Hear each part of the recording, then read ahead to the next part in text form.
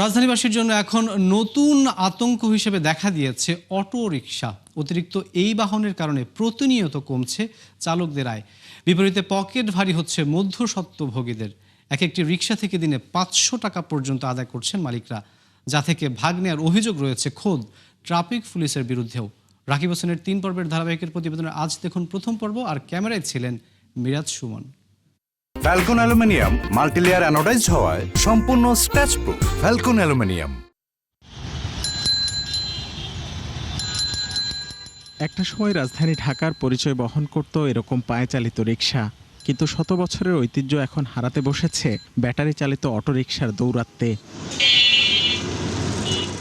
স্বাধীন পেশা, তুলনামূলক কম পরিশ্রম আর বাড়তি আয়ের নেশায় বেকারদের পাশাপাশি দিনমজুর কিংবা স্বল্প বেতনের চাকরিজীবীদের অনেকেই বেছে নিচ্ছেন এই বাহন। তাদেরই একজন পোশাককর্মী শামীম।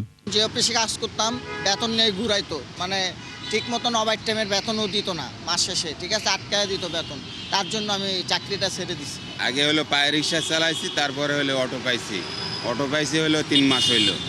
শুধু ব্যক্তিগত আয় নয়, এই বাণিজ্যকে কয়েক গুণ বিস্তৃত করেছেন উদ্যোক্তা, ব্যবসায়ী ও মৌসুমী বিনিয়োগকারীরা।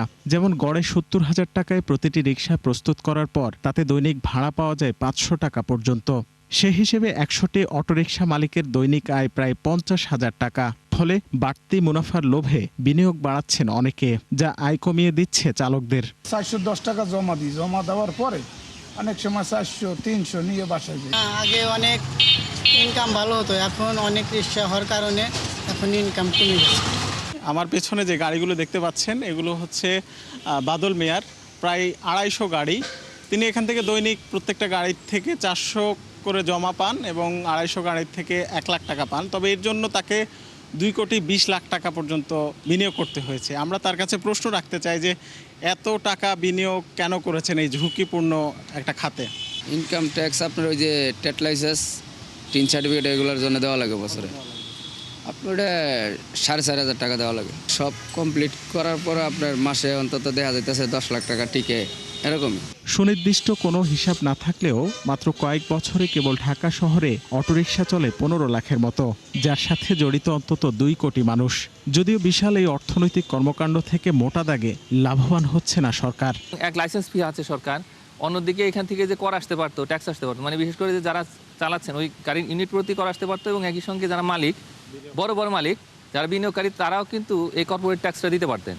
তো যেহেতু পুরো সিস্টেমটা একটা ইনফর্মাল সেক্টরে চলে গেছে, মানে এখানে যেহেতু ফর্মালাইজ হয়নি, তার কারণ গভর্নমেন্ট যেহেতু অ্যাপ্রুভাল দেয়নি, তো এটার কারণেই আসলে এটা বড় সমস্যা তৈরি। সরকার রাজস্ব হারাচ্ছে, এটা তো দেখাই যাচ্ছে, কিন্তু রাজস্ব হারাচ্ছে, রাজস্ব আদায় করার ব্যাপারে শুধু এনবিআরের ওই কয় লোকবল দিয়ে তো এটা ভাবলি হবে না, এটা আর সকলকেও দেখতে হবে।